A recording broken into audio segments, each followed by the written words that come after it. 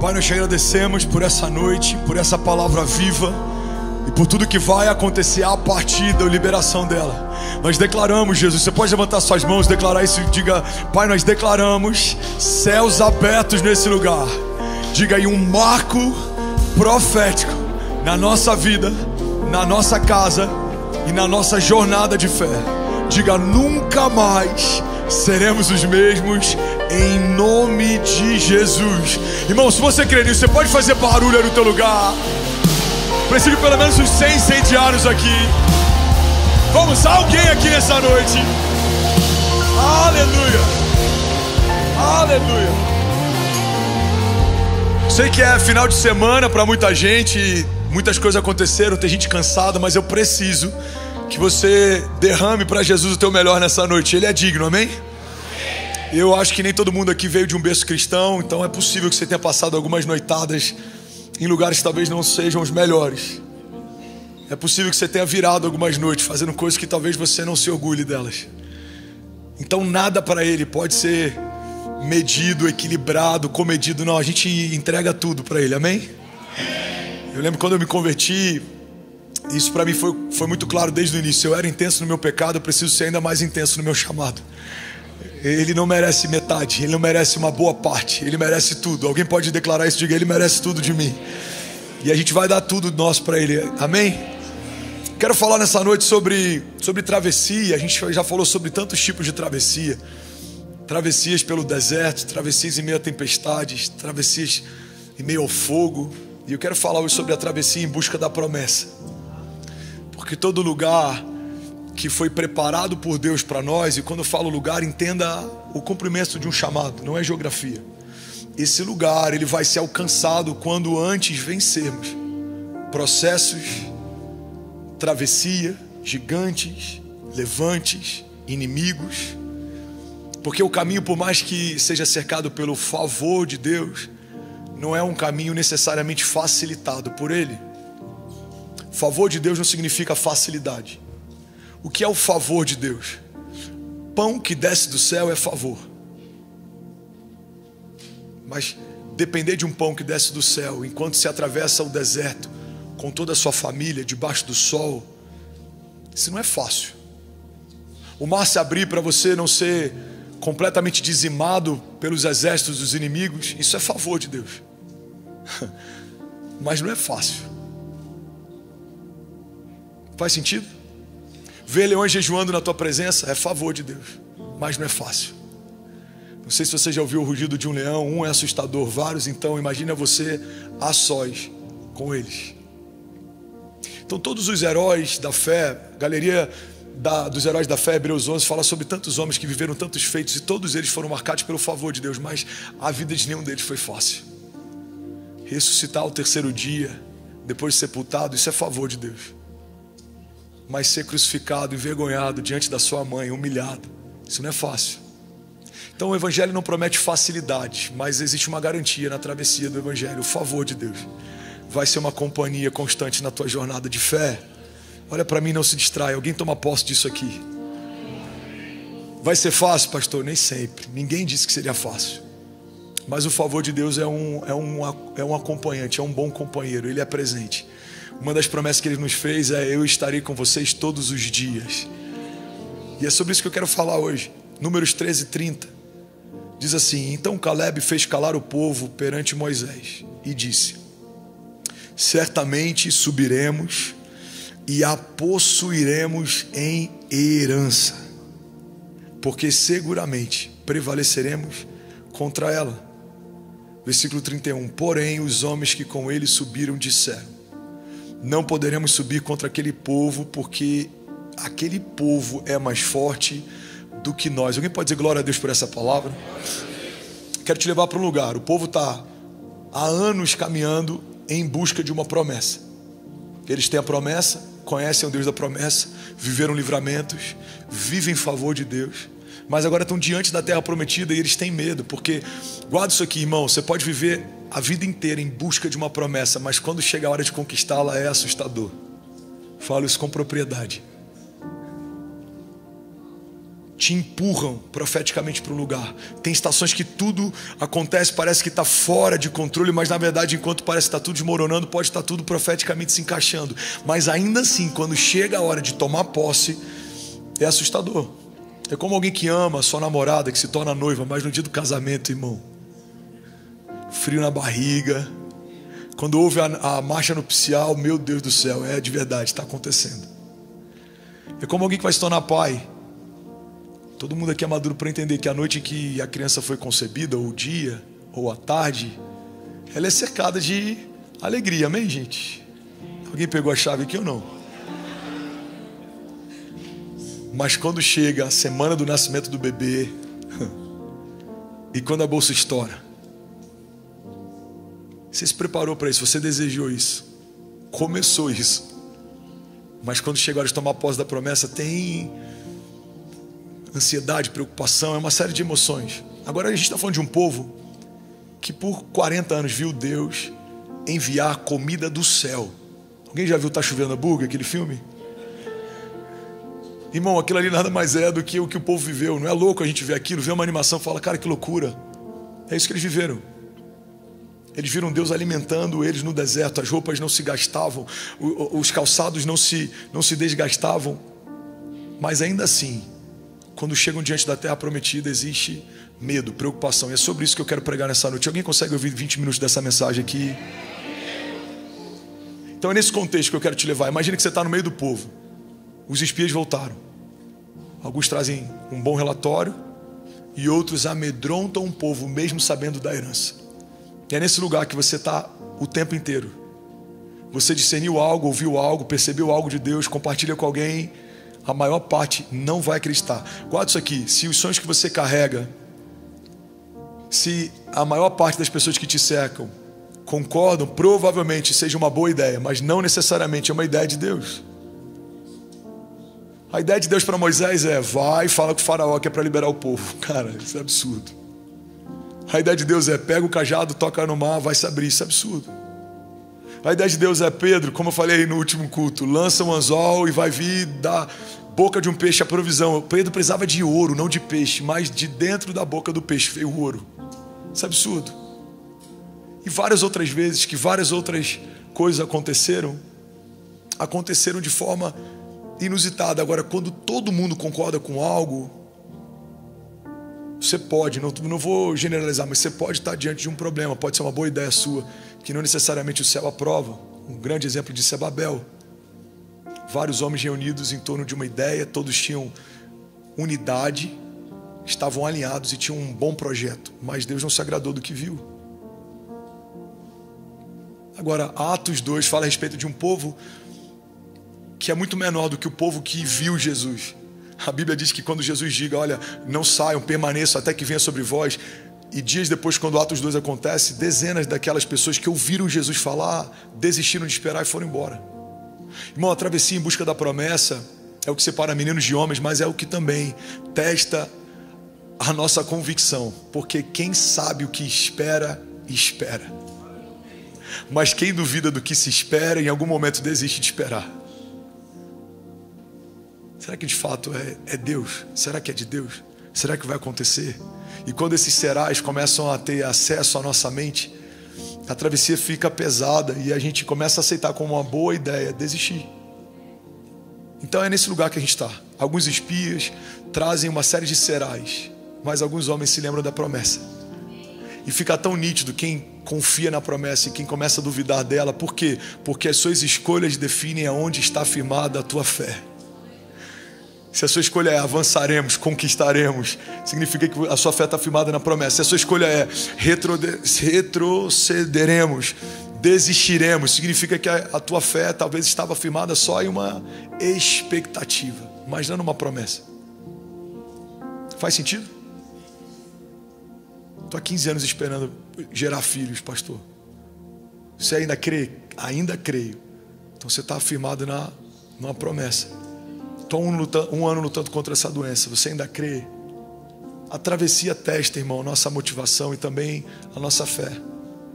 Tem coisas que talvez a gente não conquiste, mesmo que a gente morra esperando por elas, mas é melhor morrer esperando do que desistir e não esperar.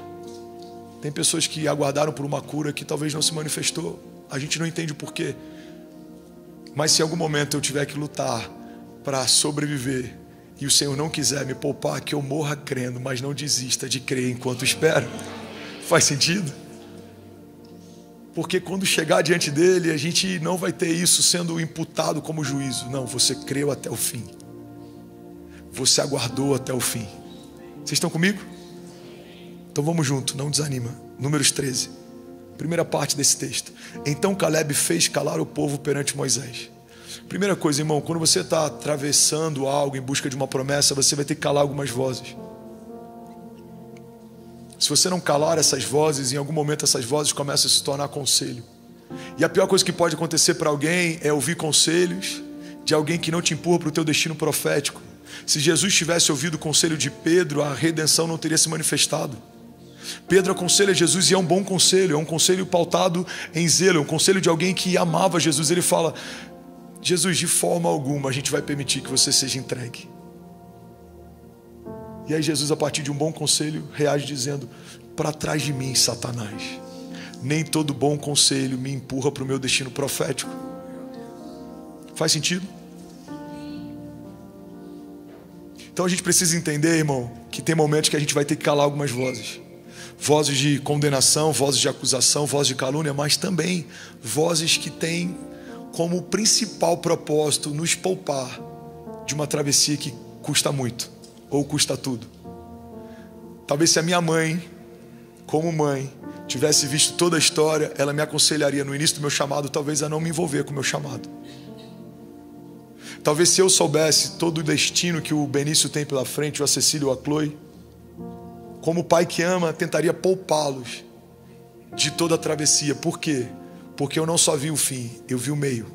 É por isso que muitas vezes Deus te revela a parte do fim, mas não te revela nenhuma parte do meio. Porque se soubéssemos toda a travessia, abortaríamos muitas promessas.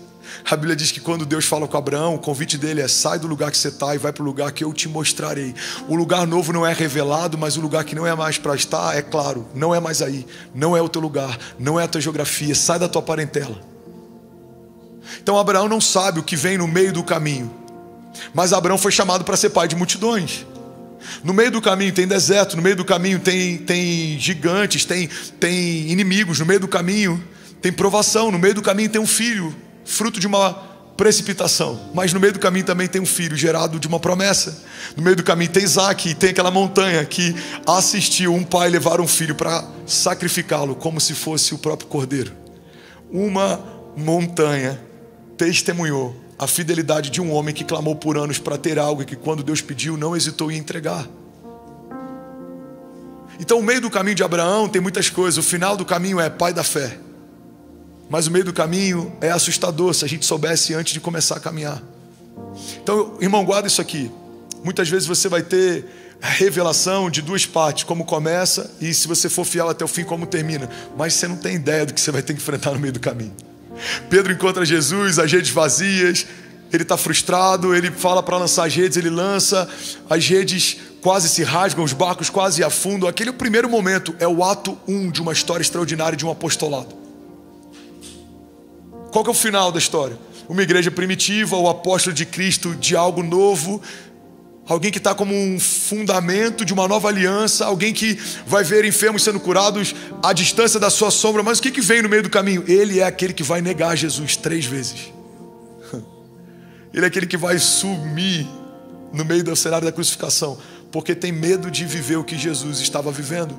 Então entenda, somos em vários momentos da nossa história como Pedro que ainda pesca e as redes estão vazias. Somos em vários momentos da nossa história como Pedro que caminha e a nossa sombra cura. Mas também somos em vários momentos da nossa história o Pedro que nega, o Pedro que foge, o Pedro que tem medo.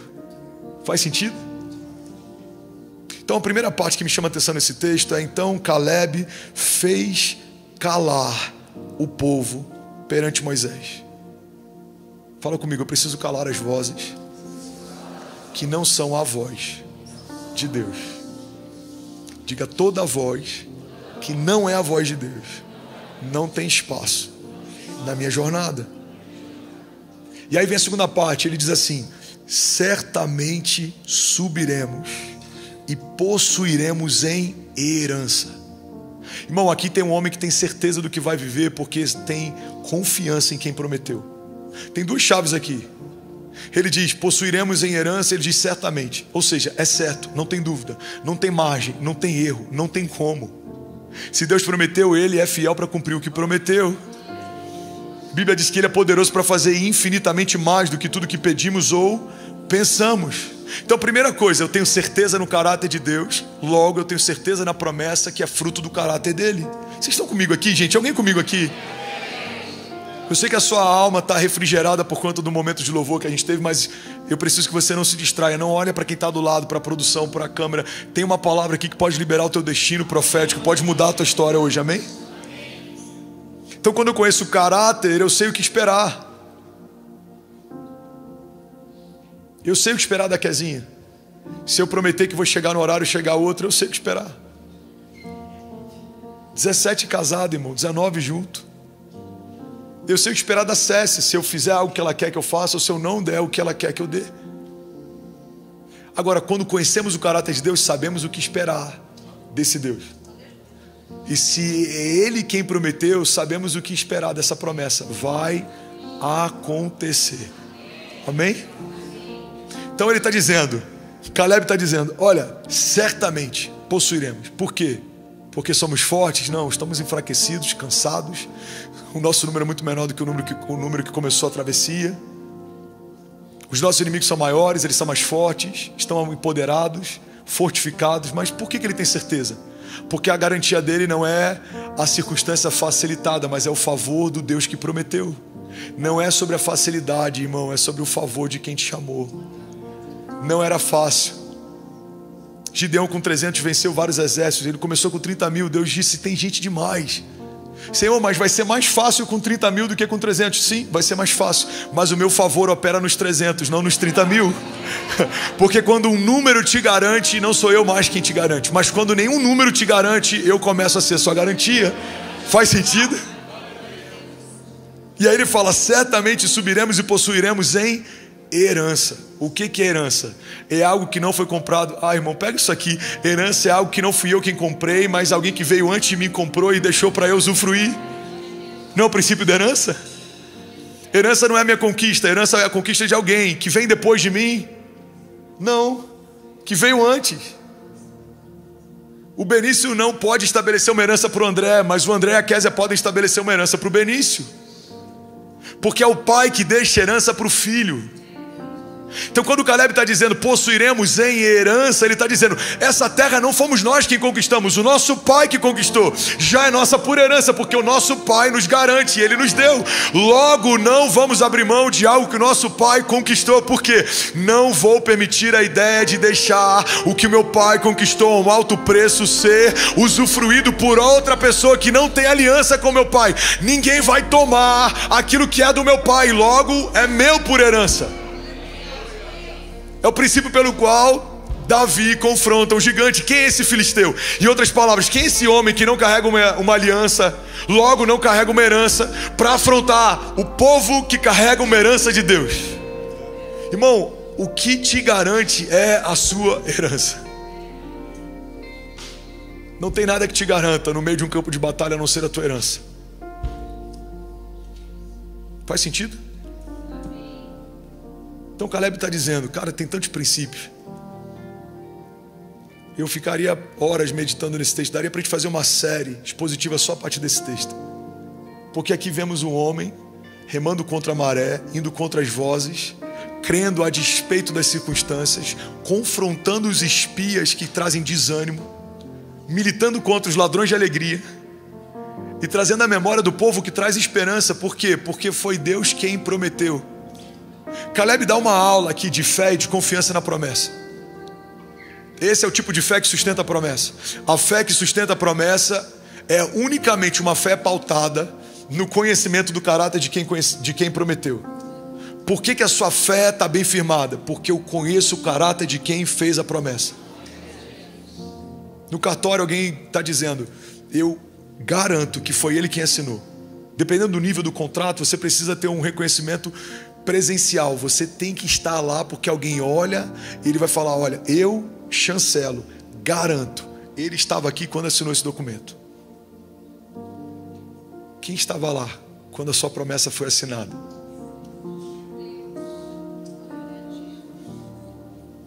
Quem estava lá? O Pai estabeleceu uma promessa. O Filho é quem garante a promessa. Porque a palavra de Deus diz que todas as promessas temos nele o sim, e por meio dele nós dizemos amém. Assim seja. Então o Pai estabeleceu a tua promessa, o Filho sustenta a tua promessa, e a partir do Espírito Santo você vai viver a tua promessa.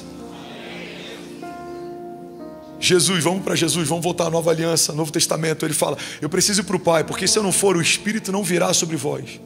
Então a primeira parte da história, vemos um Deus soberano operando em todo o tempo a Trindade. Mas na primeira parte da história vemos um Deus operando o tempo inteiro. Na segunda parte dela vemos o Filho se revelando, sendo encarnado, depois ressurreto. A terceira parte da história, que agora está com a gente, é a partir do poder do Espírito derramado sobre a carne. Agora é o Espírito que opera em nós. Por isso que Paulo diz, o mistério que esteve oculto por épocas e gerações, agora eu posso dar a vocês o conhecimento. E esse mistério é Cristo em vós, a esperança da glória. Nascemos em Cristo e fomos revestidos do Espírito. Então o Pai, o Filho e o Espírito Santo estão atestando, fomos nós quem fizemos a promessa. Nós sustentamos ela, nós vamos cumpri-la. Se você crer e não duvidar, se você permanecer e não retroceder, se você olhar para frente e não para o lado. Alguém está tomando posse disso aqui? Diga amém. Certamente subiremos e possuiremos a herança. Porque agora vem mais uma palavra de alguém firmado numa confiança absoluta. Porque seguramente prevaleceremos contra eles. Caleb, os gigantes são muitos. Seguramente. Se ele tivesse nascido numa época um pouco mais próxima da nossa, eu tenho certeza que ele falaria, irmão, esquece. Mas Caleb, esquece. Já aconteceu. Foi Deus quem prometeu. Ele não é homem para mentir, nem filho do homem para se arrepender. Deus não vai gerar em nós uma expectativa que não tem o intuito de cumprir. Faz sentido? Ele fala, certamente, seguramente prevaleceremos contra eles. Versículo 31. Porque os homens que com ele subiram disseram, não poderemos subir contra aquele povo, porque ele é mais forte do que nós. Irmão, eles se sentiam mais fracos do que os povos que estavam lá. E de fato eram. E esse é um desafio. Pega isso aqui, porque isso aqui pode mudar a vida de alguém.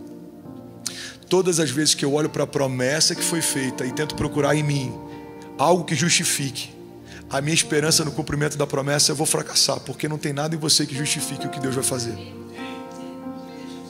Então ele olha para os povos, olham para eles e eles falam, cara, a gente é maluco, não dá. Olha o que a palavra de Deus diz. Você está comigo? Números 13, 33. Éramos aos nossos olhos como gafanhotos, e assim nós também éramos aos olhos deles. A mesma Bíblia diz que assim como você pensa, você é. Então, irmão, quando eu paro para olhar o meu reflexo, o futuro se torna assustador. Moisés, liberta o povo. Ele era de fala pesada. Eu falo mal, Deus. Você quer que eu convença? Não, não é por convencimento. Você pode até gaguejar, você pode não falar, mas quando abrir a boca, sou eu quem falo por você. Davi vai contra aquele gigante. Não tem relatos de Davi fraquejando, mas vamos imaginar que em algum momento isso tivesse acontecido. Senhor, será que é algo da minha cabeça ou é para eu ir contra? Porque olha o meu tamanho, olha o dele. Não é sobre o teu tamanho ou sobre o dele, é sobre o Deus que você serve, sobre o temor com que você vai. Qual que é a chave da força de Davi? O temor do Senhor. Salmo diz que feliz é o homem que teme ao Senhor, será feliz e próspero em tudo o que fizer. O temor do Senhor é a chave de Caleb. O temor do Senhor é a chave de Davi. O temor do Senhor é a chave de José. O temor do Senhor é a chave de Jesus. Pai, se possível for, afasta de mim esse cálice. Todavia, seja feita a tua vontade, não a minha. O que Jesus está dizendo? O temor do Senhor me consome. O meu desejo é abortar isso aqui, mas seja feita a tua vontade, não a minha. O temor do Senhor é o que te sustenta. Alguém aqui, o temor do Senhor é o que te garante.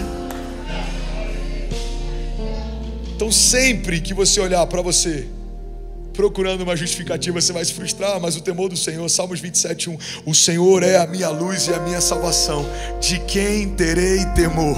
O Senhor é o meu forte refúgio, de quem terei medo? Salmos 34:4, alguém toma posse dessa palavra. Busquei o Senhor e Ele me respondeu, livrou-me de todos os meus medos, porque os que olham para Ele estão radiantes de alegria, e os seus rostos jamais mostrarão decepção. Tem alguém radiante de alegria diante dos gigantes aqui nessa noite? Você pode fazer barulho. Aleluia. Agora deixa eu te levar para um lugar. Isso aqui é loucura, tá? Os homens estão diante da promessa e têm medo, e os inimigos do outro lado também. Irmão, isso aqui é uma chave. Pastor, eu estou com medo. Eu sei, eu também tenho. Mas os seus inimigos têm mais do que você. Por que Jezabel se levanta? Porque ela tem medo de uma voz profética posicionada. Meu Deus. Por que Saul se levanta? Ele era o rei, o trono está com ele. Porque ele sabe que não era mais aquele a quem Deus se alegrava, mas alguém com coração segundo o coração de Deus já estava a caminho do trono que ele ocupava. Por que os irmãos de José têm medo? Ele é um menino, ele é um moleque. Eles são homens, são maduros, são fortes. Porque eles sabiam, esse moleque em algum momento, se ninguém parar, vai governar sobre nós. A gente precisa garantir que isso não vai acontecer. Então os irmãos de José têm medo de José, Saul tem medo de Davi. Faz sentido? Babilônia tem medo de Daniel. Os religiosos tinham medo de Jesus. O imperador tinha medo de Paulo. A Bíblia diz que quando eles chegavam nas cidades, o povo dizia, estão chegando aqueles que estão transtornando o mundo. Irmão, o evangelho se tornou transtorno. Por quê? Porque mudou a cultura vigente. Colocou em xeque o governo local. Eles eram uma ameaça a um sistema estabelecido. Todas as vezes que algo se estabelece e ameaça um sistema, o sistema vai destruí-lo, para que ele não destrua o sistema. Quantas vezes a gente viu, por exemplo, na política, uma voz se levanta. A gente viu agora, acho que 2 ou 3 pessoas nesse ano foram assassinadas, porque era uma voz de um cenário político, e foram assassinados de forma encomendada pela oposição. Por quê? Porque hoje ele é só candidato, mas se ele assume o governo, esse cara pode mudar a história. Faz sentido? Então entenda, os seus inimigos têm mais medo de você do que você tem medo deles. Por quê? Porque eles já viram o final da história, você só conhece uma parte dela. Irmão, pega isso aqui. É muito comum, talvez mais comum do que você imagina. Quem te vê, quem me vê, consegue ver o potencial que a gente carrega. A gente não consegue, porque a gente tem uma limitação quando olha para nós mesmos. Então eles olham e falam, meu irmão, se não parar isso daí, eu já vi no que vai dar. José talvez ache que a parte mais incrível dele é uma capa colorida que ganhou do pai. Os irmãos sabem que a parte mais incrível dele é aquele sonho que os irmãos não sonham. A Bíblia diz que quando ele compartilha o sonho, passam a odiá-lo ainda mais. Por que já havia animosidade? Porque ele tinha uma capa colorida. Mas isso não foi motivo para ninguém matá-lo, escravizá-lo ou vendê-lo. Mas quando eles perceberam que José sonhava e eles não, quando Saul percebe que Davi tem cheiro de unção de rei e ele não mais, Icabode, a glória de Deus se foi. E quando o Icabode se manifesta, o que vai ser percebido? O cabode, o peso da glória, a presença. Quem carrega a presença é perseguido por quem não carrega ou não carrega mais. Cara, eu sinto o temor do Senhor aqui. Alguém está recebendo essa palavra? O pessoal da câmera, fica ligado. Se tiver alguém aí dormindo ou distraído, dá um zoom em mim aqui, para ninguém de casa falar, meu Deus, estava... Mas eu preciso terminar o que eu comecei. Essa palavra aqui, ela é poderosa. Aleluia, bendito seja o Senhor. Aleluia. Eu sinto o temor do Senhor aqui. Aleluia. Os inimigos já entenderam o teu potencial. Agora pensa, um povo 40 anos caminhando no deserto, comendo só pão e aves. Irmão, como é que é aquele hambúrguer do McDonald's que é com frango? É o McChicken. Você sabe que o primeiro McFish, ele começa em Jesus, né? Ele multiplica pães e peixes e todo mundo comeu aquilo aquele dia. O primeiro McChicken acontece na travessia. Os caras só comem pão, aí enjoa, fala: Senhor, o povo está enjoado de pão. Aí as aves começam a voar abaixo para que eles possam comer. Os caras só comem McChicken, irmão, há 40 anos. Cansado. Poderiam ter feito a travessia em muito menos tempo, mas por desobediência acabaram vendo décadas. Uma geração nasceu no deserto, uma geração morreu no deserto. Como os gigantes de um povo que tem uma terra que emana leite e mel, que as uvas são gigantes, que tem fartura, tem medo de um povo que está cansado, caminhando há 40 anos. Tá pegando? Faz sentido? Porque não é sobre você, é sobre o que você carrega. É isso que faz o inferno te temer. É sobre o que você carrega. Você não é ninguém, eu não sou ninguém, mas a promessa que a gente carrega foi feita por alguém, e esse alguém tem que ser respeitado. Você é comum, eu sou comum, mas o Deus que nos chamou para viver algo, Ele não é um Deus comum. Eu sou ordinário, você é ordinário, mas a promessa que foi feita sobre você é a promessa de um Deus extraordinário. Você é natural, eu sou natural, mas as promessas que você carrega são promessas de um Deus sobrenatural. Vamos, alguém aqui nessa noite. Aleluia!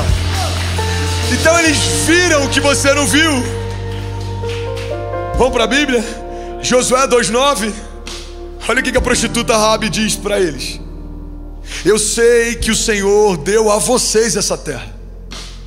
Vocês nos causaram um medo terrível, e todos os habitantes desta terra estão apavorados por causa de vocês. Pois temos ouvido como o Senhor secou as águas do Mar Vermelho perante vocês quando saíram do Egito, e aquilo que vocês fizeram a leste do Jordão com Seom e Og, os dois reis amorreus que vocês aniquilaram. Quando soubemos disso, o povo desanimou-se completamente. E por causa de vocês, todos perderam a coragem. Pois o Senhor, o seu Deus, é Deus em cima dos céus e é Deus embaixo da terra. Você pode celebrar Jesus no seu lugar. Aleluia. Cara, isso aqui é muito forte. Perspectiva deles: a gente está 40 anos, irmão, 40 anos, a gente está cansado, a gente está frustrado. Agora a perspectiva do povo que vai ser conquistado: irmão, faz 40 anos que a gente ouve o que o Senhor tem feito por vocês. Os meus avós ouviram o que o Senhor fez por vocês quando saíram do Egito. Os meus pais ouviram o que vocês fizeram contra os inimigos. Os meus pais ouviram quando vocês aniquilaram os reis que se levantaram contra vocês. Ou seja, de um lado tem um povo: estamos enfraquecidos há 40 anos. De outro lado tem um povo: há 40 anos nós tememos que esse dia chegasse, mas chegou o dia.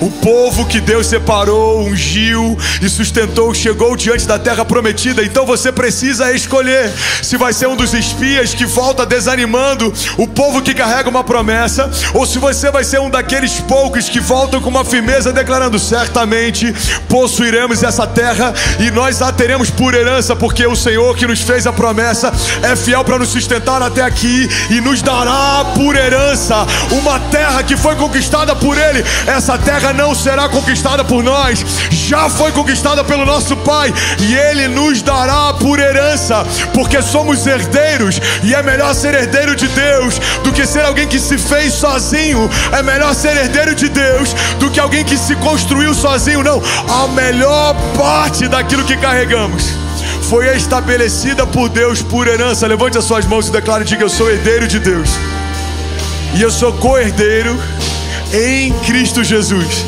Diga: a melhor parte daquilo que eu carrego não tem a ver com o que eu vou conquistar. Diga: tem a ver com o que Jesus já conquistou na cruz do Calvário. Porque a minha força não está firmada na minha performance atual, mas está garantida na performance final de Jesus. O meu rei morreu de braços abertos, entregou a sua vida e disse: está consumado. Mas ao terceiro dia, quando ele voltou dos mortos, algo novo se estabeleceu. Diga aí: dos céus veio a resposta de Deus sobre a terra. Levante as suas mãos, diga: somos a sua herança, avançaremos em fé e as portas do inferno não prevalecerão contra nós. Você pode dar um brado de liberdade no seu lugar. Vamos, será que alguém pode, pelo amor de Deus, fazer barulho? Aleluia.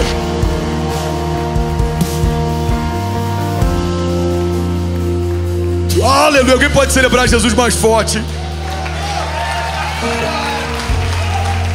Aleluia. 2 Coríntios 1:20. Eu vou terminar. Alguém recebeu algo de Deus aqui nessa noite? 2 Coríntios diz assim: pois quantas forem as promessas feitas por Deus, tantas tem em Cristo o sim. Por isso, por meio dele, diremos amém. O amém é pronunciado por nós para a glória de Deus. Ora, é Deus que faz que nós e vocês permaneçamos firmes em Cristo, porque ele nos ungiu, nos selou como a sua propriedade e pôs o seu Espírito em nossos corações como a garantia do que está por vir. Alguém pode celebrar essa palavra e dizer glória a Deus por isso? 2 Coríntios está dizendo: o Espírito que habita em você é a garantia do que está por vir. Cara, que dó de ter que pregar isso rápido, mas alguém está pegando isso aqui? O Espírito que foi colocado em vocês é a garantia do que está por vir. Qual que é a tua garantia, Fernandes? O Espírito que foi depositado em mim. Qual que é a tua garantia? O Espírito que foi depositado em você. Pastor, mas eu estou me sentindo tão fraco. Irmão, talvez eu seja o homem mais fraco dessa sala hoje. Diante de Deus eu te falo, eu sou o homem mais fraco dessa sala. Mas a palavra de Deus diz: diga ao fraco, eu sou forte. É na minha maior fraqueza que Deus está revelando a maior força. Tem dias que Kezinha vê o que está acontecendo, o que se passa, o que fazem.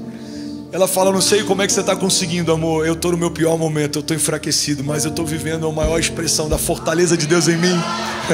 Por quê? Porque o Espírito de Deus em mim é a garantia do que está por vir. Faz sentido?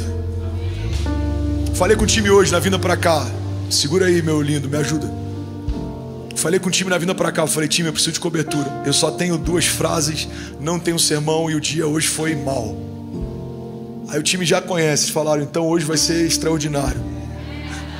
Todas as vezes que eu estou moído, Deus faz a partir dos restos, a partir das ruínas.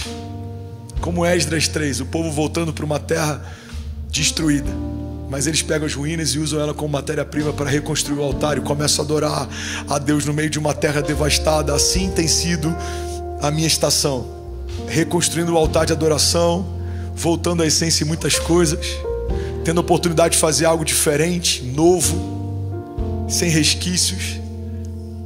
Por quê? Porque tudo que eu tenho são as ruínas do que vivi e construímos. Mas é a melhor matéria-prima para reconstruir e recomeçar. Porque Deus está fazendo uma coisa nova. Alguém recebe isso aqui em nome de Jesus? Deus está fazendo uma coisa nova. Vocês não percebem? Aleluia. Romanos 8:17. Se somos filhos, então somos herdeiros. Herdeiros de Deus e co-herdeiros em Cristo. E se de fato participamos dos seus sofrimentos, também participemos da sua glória. Hebreus 10:23. Apeguemos-nos com firmeza àquele que prometeu, porque aquele que prometeu é fiel para cumprir. Me ajuda a pregar, fala com 5 pessoas aí: Deus é fiel. Ministra sobre alguém aí, fala: irmão, Deus é fiel. Nunca se esqueça disso, Deus é fiel. Deus é fiel. Deus é fiel. E eu finalizo aqui, Salmo 119:50 diz: e esse é o meu consolo, no meu sofrimento a tua promessa me dá vida. Feche teus olhos, eu quero orar com você. Aleluia. Aleluia. Pai, no meio dos nossos piores dias, recebemos vida a partir das promessas, porque é a tua herança que nos garante, e é o teu Espírito depositado em nós, Jesus, que nos mantém de pé, é Ele quem sustenta. Quando a gente é fraco, nós vemos a tua força se revelar. Quando somos confundidos, é que a gente vê a tua sabedoria nos aconselhar. Quando somos cercados, é que vemos o teu cuidado e o seu livramento operar. Porque de todos os lados somos cercados, mas sabemos que mesmo que venham contra nós por um caminho, por 7 caminhos os nossos inimigos fugirão. Sabemos que mesmo que hajam palavras malditas, setas, dados, sabemos que mesmo que hajam levantes, estratégias, mesmo que hajam mesas malditas que talvez se levantem contra nós para tentar gerar em nós cansaço, apatia, abatimento, Jesus, seja política, lobby, seja um sistema religioso, sejam homens, seja vaidade, sejam doenças, Jesus, sejam palavras de médicos, sejam talvez traumas de infância, seja o que for, venha de onde vier, cremos que o selo do teu Espírito é a garantia de nosso futuro desejável. A tua palavra diz que o Senhor bem sabe os pensamentos que tem a nosso respeito, pensamentos de paz e não de mal, para nos dar o fim que desejamos. Por isso, Pai, nós clamamos e receberemos do Senhor resposta. Por isso, Pai, nós nos humilhamos, porque a tua palavra diz que aqueles que se humilham serão exaltados. Por isso, Pai, apresentamos ao Senhor toda semente de humilhação como uma semente poderosa, porque a tua palavra diz que é no lugar da vergonha que opera a dupla honra. Por isso, Pai, nós nos ajuntamos não como aqueles que olham para os inimigos e desanimam, não. Nós somos daqueles que trazem à memória a promessa, aquilo que dá esperança, e avançam em fé, porque certamente, sim, certamente o Senhor operará maravilhas, milagres, e Ele nos fará justiça, e Ele abrirá espaço, e como Isaac nós declararemos: prosperaremos nessa terra, porque o Senhor nos abriu espaço. Pai, eu declaro paz que excede todo entendimento. Pai, nós declaramos pão que desce do céu, maná de Deus, cuidado de Deus, óleo fresco, vinho novo, porque ainda esse ano, levante as suas mãos, declaro com autoridade, diga: eu declaro para o céu ouvir, para a terra ouvir e para todo o inferno ouvir, que eu e a minha casa pertencemos ao Senhor e serviremos ao Senhor todos os dias da nossa vida. Diga: e ainda esse ano viveremos o maior romper da nossa história, em nome de Jesus.